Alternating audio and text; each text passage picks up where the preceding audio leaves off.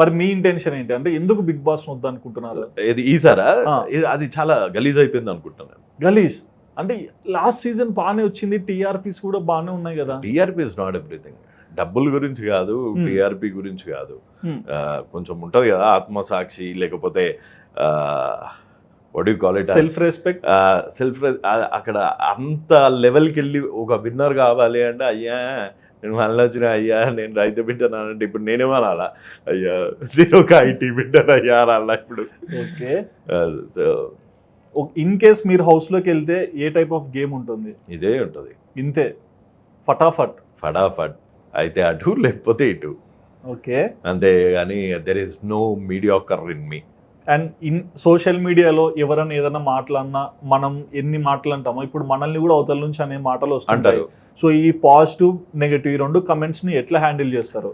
so negative వస్తే